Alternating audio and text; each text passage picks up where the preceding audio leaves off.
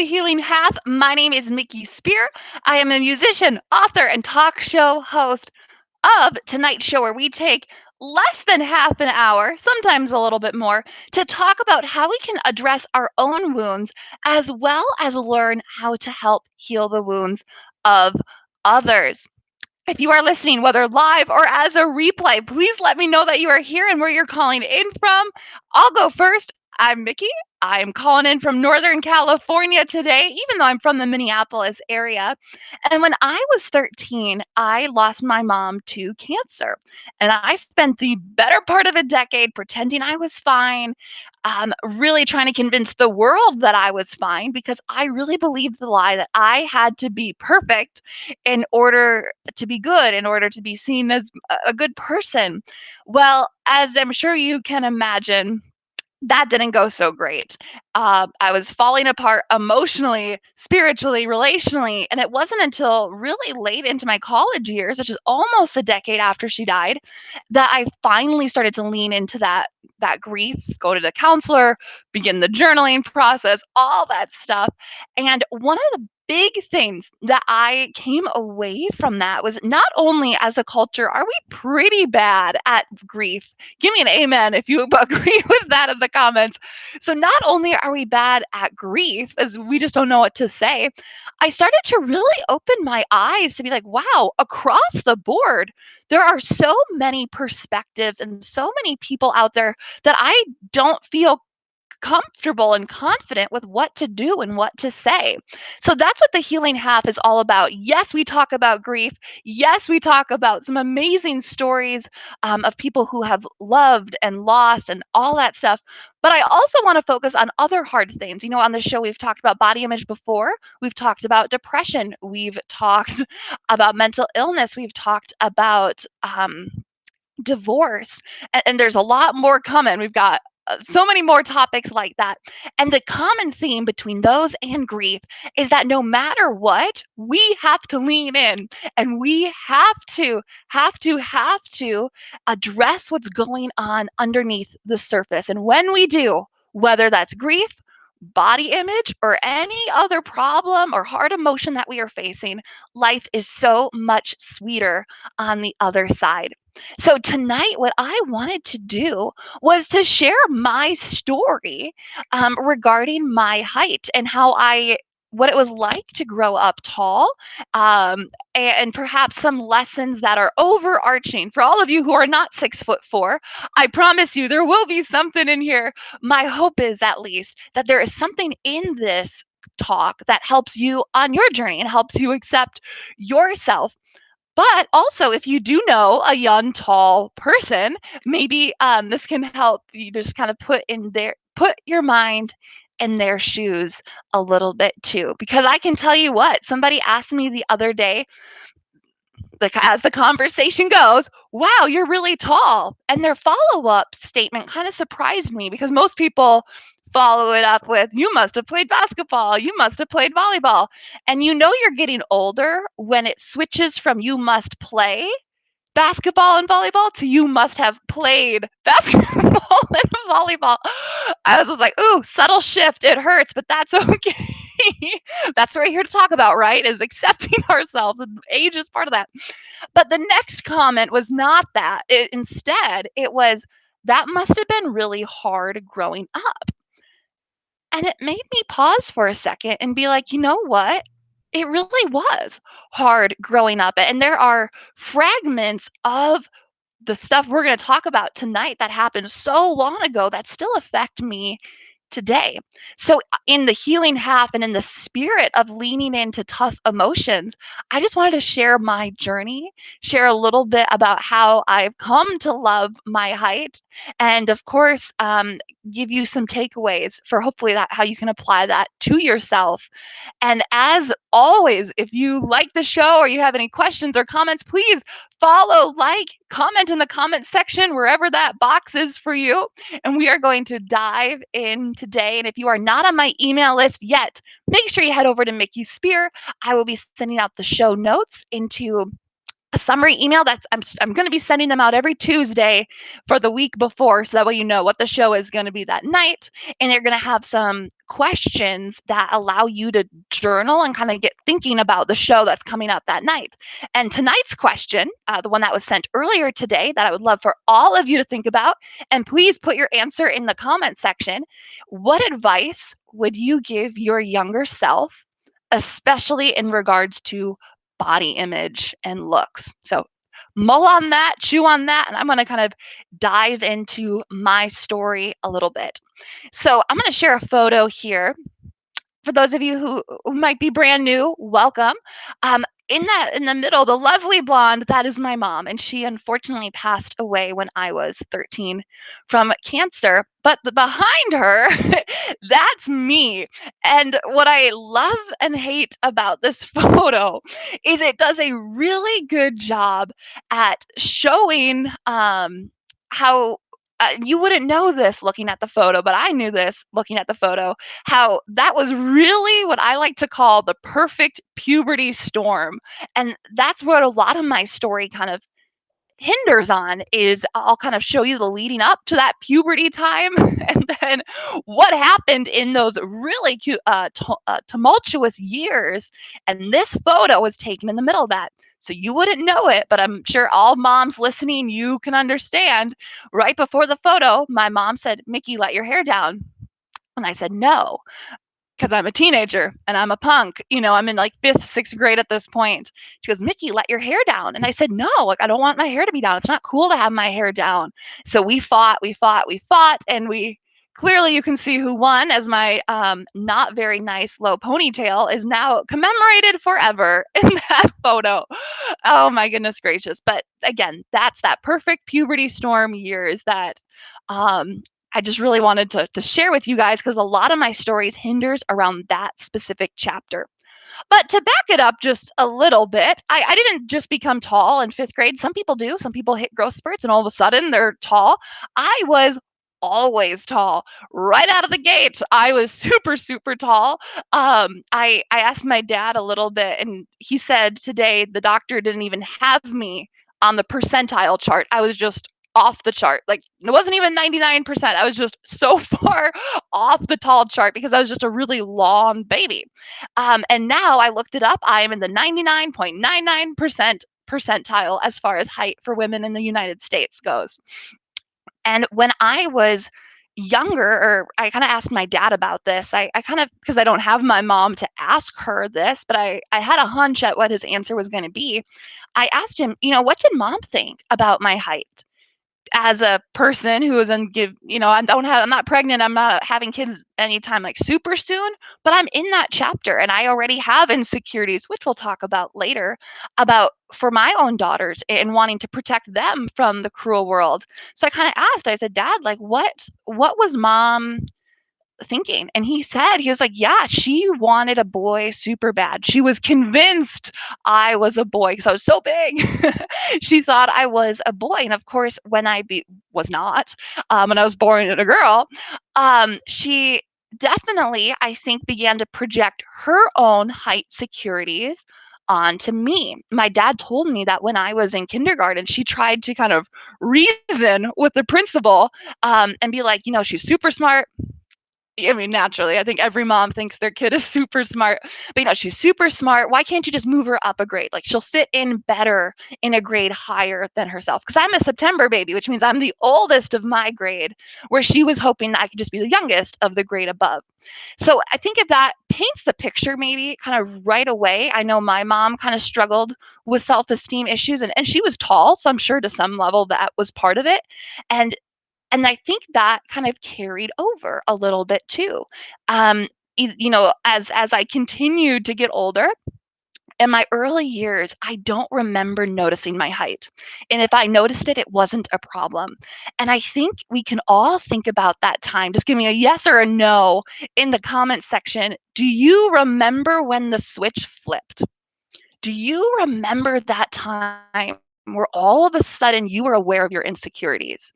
Where beforehand you weren't, and then a comment or something somebody said or did or you just observed all of a sudden made you be like, "Oh, I'm different, or, oh, I don't look like that, and that's what I'm supposed to look like.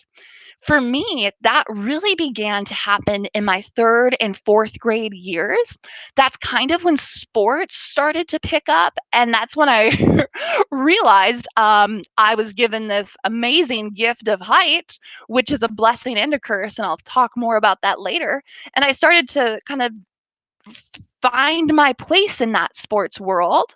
And a lot of people gave me a lot of praise just for being tall, and kind of future projecting. And that really did start in that 3rd, 4th, 5th grade. And at the same time, and this is how it always goes, kids are so much more hyper aware than we give them credit for. Amen if you agree in the comment section. But when I was around 4th grade, this is the first time people started to publicly like each other. If you remember that terrible, terrible phase of childhood where you had crushes and all that, that tension of 4th graders. Oh my goodness gracious. It's so hilarious to look back on and laugh. But of course, as a woman, as a girl, you're kind of raised to want people to like you and to think you're pretty, and who doesn't want to be the girl in the class that all the boys have feelings for, whether they act on them or not. And it was really kind of that accumulation of sports moving into kind of like 4th, 5th grade. All of a sudden people started to date, which is unfathomable. You know what I mean? When you see a 5th grader now, you're like, that's your boyfriend? You're a baby. What? Like, that doesn't, what does that mean for you? So many questions, so little answers. But I did not have a boyfriend in 5th grade, so I wouldn't really know what that meant. But all that to say, it was this rising tide of, okay, like, sports are coming up, boys and puberty and like cool kids were kind of starting to form. We finally went from our elementary school to our big school where kind of a bunch of feeder schools went in. So it wasn't the kids I grew up with, it was a bunch of new faces. So similar to grief, how sometimes you have to feel like you re-explain your loss to somebody. You get really comfortable with a group and then you meet someone new and you're like, oh my gosh, I have to start all over again. That's kind of how I felt going into 5th grade, where I was getting comfortable in elementary school being tall. And then we got to our 5th and 6th grade center, and all of a sudden I was with a bunch of new kids, went up 300% as far as classes size goes. And I felt like I was the tall kid all over again. So as all of these themes are starting to come up, one of the stories that I asked people ahead of time, a couple of friends that I knew, that knew me in that phase of like, what did you observe? Like, what do you remember? And 2 stories that I wanted to highlight. The first was from my friend Sam. He is just a sweetheart, and he remembers in his like 1st grade, not knowing I was a student because I was so tall. Like literally, just imagine a head higher than everybody else. That was me forever. And he remembers walking up to me in 1st grade, I don't remember it, and saying, "Can you zip my jacket?" And me being like, "Sure." So I zipped his jacket up and we kind of parted ways. And it wasn't until later he realized I was a student and not a teacher. And he told me that recently, and I just got a total kick out of it. That was very funny for me. Um, but then the second story is not so funny, and this was more of one I just remembered. And I was in 4th grade, and they did these Wild West productions of all the kids got together and they sang and they danced on stage. And at that point, I didn't know I was a musician, and I didn't really lean into that much. I wasn't as much of a craver of the stage as I am now, per se. But I somehow got selected to do a square dance on stage with this group of other 4th graders. And when they lined us up, they had me and the shortest boy in our class, who I'm sure has his own stories and his own insecurities, because that's also really hard to be a short man, in a tall man's world, to be a tall woman in kind of an average sized person's world. And I remember being aware enough at that point to be embarrassed about my height. And that doesn't mean it's okay what I did, but out of that insecurity, I kind of saw he was my partner, and I immediately told the teacher, like, "Can I switch partners?" I felt terrible. And I think back on that and I feel terrible about that. I feel awful that quite literally little boy had to experience me switching partners. And of course we have to give ourselves credit and, understanding grace and all that stuff. But even at that point, I was aware that men are supposed to be taller than women. And that was hard for me. And of course, that was just the tip of the iceberg as we're starting to get into fifth grade. And at that point is when my mom got sick. So, again, bringing this photo back up of this like perfect storm situation, I was super tall. I was getting to that sport age. My mom got sick and started to get diagnosed with all of her illnesses, colon cancer, of course, being the main one. And at that point, money also became really tight. If anybody has ever had to fight for somebody's life in a chronic long term illness, insurance only goes so far and that only covers so many services. And if you're fighting for somebody's life, you're trying your darndest to do everything you possibly can to save this person. And so that's really when I just remember kind of for the first time really being like, oh my gosh, like money is tight. And that's a whole nother story within itself. But at that point, I remember connecting these dots. Money's tight. I'm super tall. Everybody thinks I'm good at sports. Therefore, I should get a full ride scholarship in order to pay for college because money's tight. I don't have another huge option. And so at that point, I really began to think my only purpose is to be an athlete. Boys don't like me. That ship sailed. But I am an exceptional athlete and I was just gifted with this height. And I need to get to college somehow. And this is like a fifth and sixth grade brain. Like, that's so young to be thinking of that. But if you think about how early a lot of the, not that I was ever a pro athlete, but truly how early athletes start these days, by fifth and sixth grade who's on the A team, who's kind of the stars, who aren't the stars. And that's again another topic, another problem for another day, but that's the way the world's going. There's no more random, I'm just going to try out for the team in high school and see what happens. No, before high school who's going to be on the team in high school most of the time. And so what I really struggled with is that pressure. All of a sudden, that pressure started to come on tough. And I was very much aware that even though I was very gifted in sports, I didn't like them. I hated practice. I hated running. I was a very shy kid because when you are tall or have any other thing that is noticeably different than anybody else, you are aware that there's a lot of attention on you. And when there's a lot of attention on you and don't want that attention, you gravitate towards being shy and you gravitate towards trying to deflect attention away at every possible turn. And if you can relate, please let me know. I know height isn't the only thing that happens, but believe it or not, I was a super shy kid. Super shy. I was not aggressive. I didn't want to be aggressive.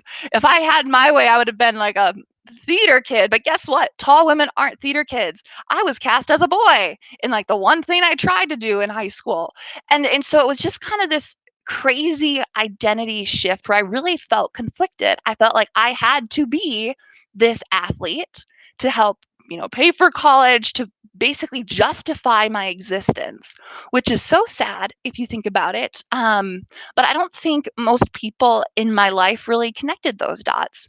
I think when people would say things like, oh my gosh, you're so tall, you should be a model, they didn't really understand, like, looking around, where are the agents then? Like, if I should be a model, why aren't I not a model? So there was kind of like that pressure where you're like, okay, great. Like, if I should be a model and I'm not a model, there must be something wrong with me. People would ask like, oh, you must play basketball and all that stuff. And that all of it just really added, they were trying to be nice and they were trying to like make conversation, but they didn't know they were talking about my biggest insecurity to a person, myself, who just wanted to fade into the background and be like, please leave me alone. I just want to be normal. I just want to be normal. And I found myself kind of wishing that over and over again, whether it was clothes or people always thought I was older than I was, which kind of put a lot of pressure. I never felt growing up like I could just let my hair down and be goofy. with a small exception of being with like my closest family, I felt very safe, very comfortable with my closest family, my closest friends. But in public, I just never had that confidence to just be a rowdy kid. I was always more reserved and I was always quieter. And even now, when I was in New Mexico, we hung out with some of Sean's friends, and I just laughed as I observed this. There were a couple women there my age, and they were just fun, and they were goofy and like loud and like just pushing each other and just jokey and goofy. And I just remember watching them and being like, I have never felt safe enough to be that way. I've never felt confident enough to just be that person. I always felt, and some people would say that's maturity, perhaps to some level, but I just always felt a little removed. And I think a lot of very tall people feel that way. They call us the gentle giants. Shaquille O'Neal, actually, in one of his biographies, talks about this, where all this attention is on you. And so you kind of have an option. Do I try to like deflect it, or do I act out and kind of live up to what they expect me to be? And so that's why he kind of went, unfortunately, more the bully route to avoid being bullied. And I kind of went the other route, which is like, I just want to stay away from as many like attention things as possible. And this is kind of where this comes full circle for all of you watching, where it's okay, we've got this situation. You are, you know, I have a height problem. I'm not happy with myself. I have a lot of pressure, whether it be socially, again, the boys don't like me, which is so normal. Boys didn't like 99% of my classmates. But for some reason, because that one or two girls who were cute and little and rich and beautiful, because they had all the attention, me and I'm sure everybody else started to like really take on what I like to call the formula. And that's kind of my first lesson for tonight. For whatever you are feeling, one of the first steps you can do to kind of dismantle the power, whatever you are wishing you had over you, is to just acknowledge the formula. And here's how the formula goes. Since I don't have A, it must be because of B. So I am going to try my hardest to make sure B is as perfect as possible. And if I still don't get A, then I'm going to turn my attention to trying to change C, because something's got to give. Something's got to get me to A, right? And so what that looked like in my own life is, because I don't have, it was kind of a plethora of things, but like, because I don't have boys having crush on me, let's just use one small example. It must be because I'm tall. Couldn't be any of my other weird little ticks. It must be because I'm that. It couldn't be because the boys are shy and most of them weren't doing anything. And perhaps the ones who were really out there with girls aren't the ones I really would have wanted to date anyways. Um, so I'm not listening to reason. I'm instead blaming myself. And perhaps you can relate. We always like to blame ourselves because we can try our best, at least better than we think we can control other people, to control ourselves. So what I started to do, and I brought a shoe as a little example here, I would never wear tennis shoes in high school. Never did. Well, towards the end I did, but there's kind of like early years, sixth, seventh, eighth, ninth grade were really dark years for me. My mom did die, so I'll give myself a little credit for why those were really tough years. But if you can see the shoe here, and it's even higher on the inside, so we'll give it that much.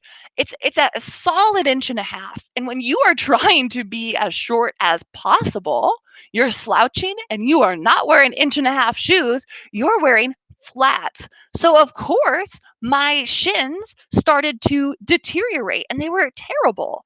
I had terrible, terrible shin splints, and it was probably in part because I wore terrible shoes trying to be just a little bit shorter.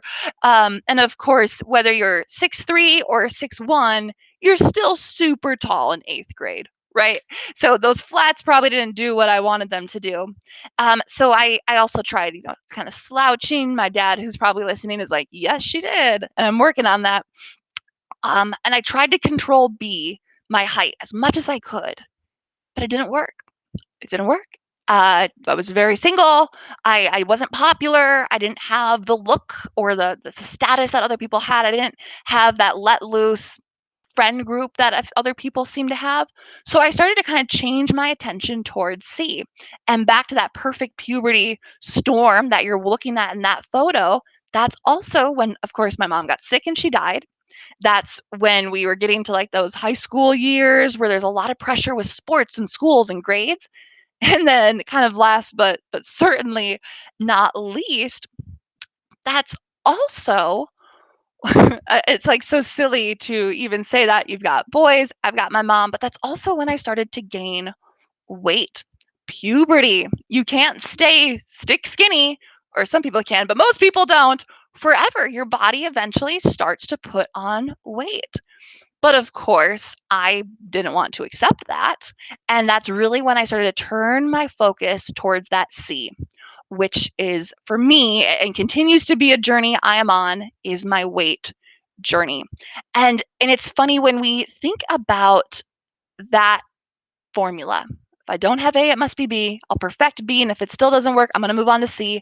You can start to see that in every aspect of your life, right?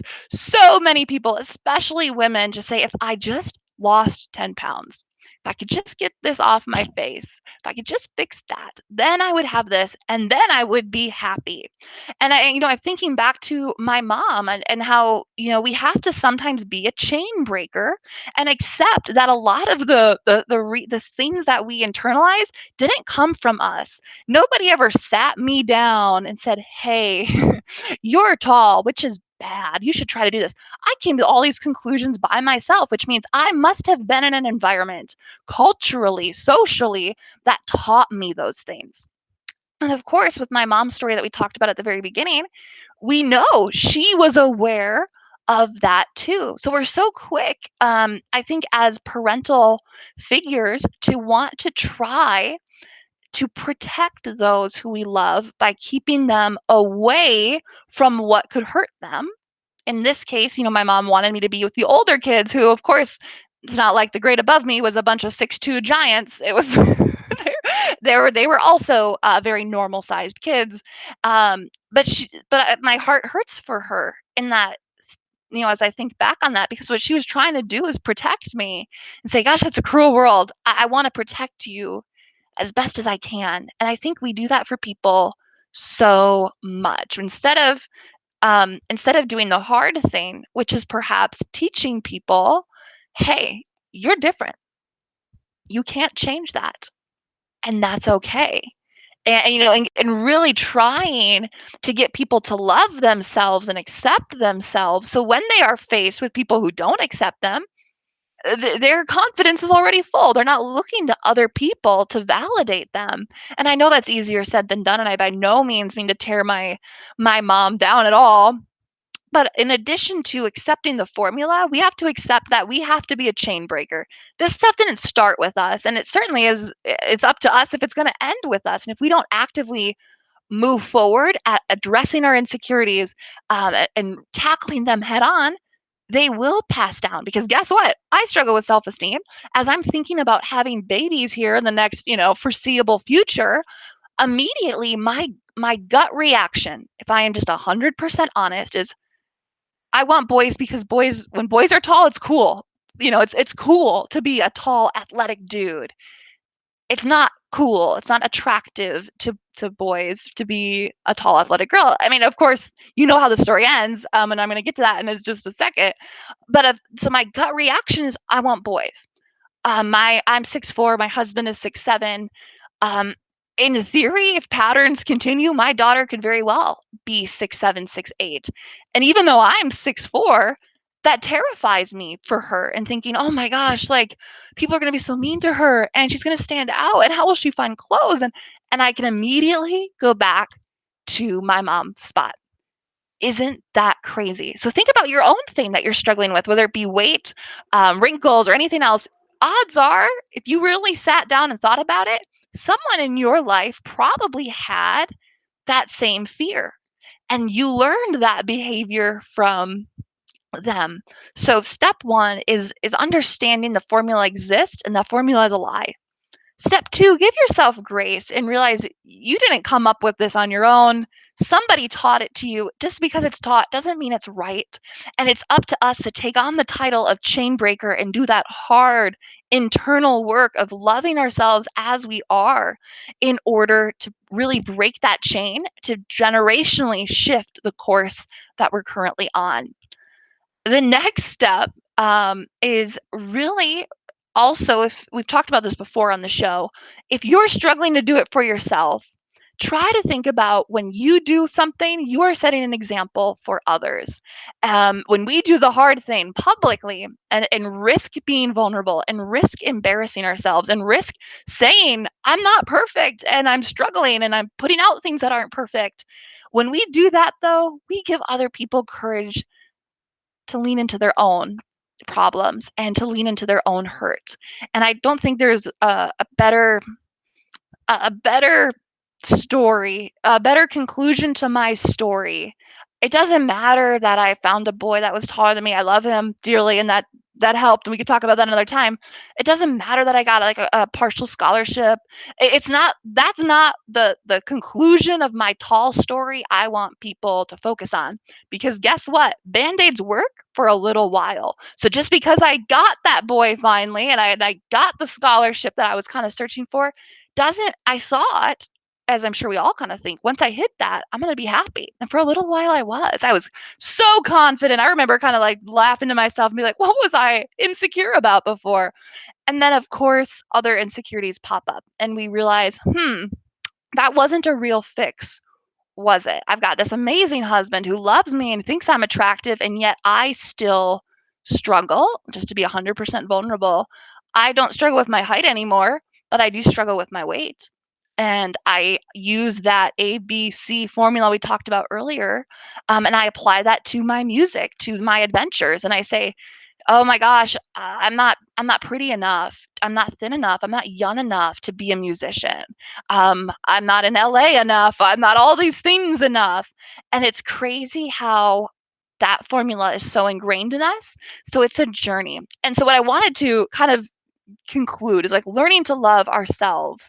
I truly can say I love being tall now. And there's nothing wrong with being short. So just because I love being tall doesn't mean you don't, it's wrong to not be tall. But I love it. I can reach the heights, things on the shelf. I walk through the grocery store. I don't care anymore if people stare. When people ask me if I played basketball, it doesn't bother me anymore. I see the sympathy, I see the empathy inside of them, where it's like, you know what? Maybe they're not saying that to be mean to me. Maybe they're just trying to strike conversation. Maybe they think it's cool that I'm tall. And all of a sudden I'm seeing these comments that I just get comments a lot. It just doesn't bother me anymore. But what I'm my hopeful conclusion of my height story is not the boy, it's not the scholarship. It's not even that I loved myself and I'm all of a sudden better, because it's a journey, right? It just shifts and it changes and it's evolving. But I really think the highlight of my story is that I get to help other people learn how to love themselves. And I get to use that same formula of how I kind of started to love my height and accept that towards other aspects of myself. I am forever going to be on this journey, and I'm sure Satan will have new things pop up here and there that I'm always going to have to double check and cross reference. But because I can say, you know what, I used to hate being tall and I can accept that, so perhaps I can see the end of the tunnel here with my weight. Perhaps I can see that with this. And of course, the chorus erupts when not only do we get to help ourselves with that, we get to help others. So that's my height journey. And for those of you who are coming in kind of halfway, I'm 6'4". I'm not sure if I said that before. So when I'm in these, I'm 6'5.5".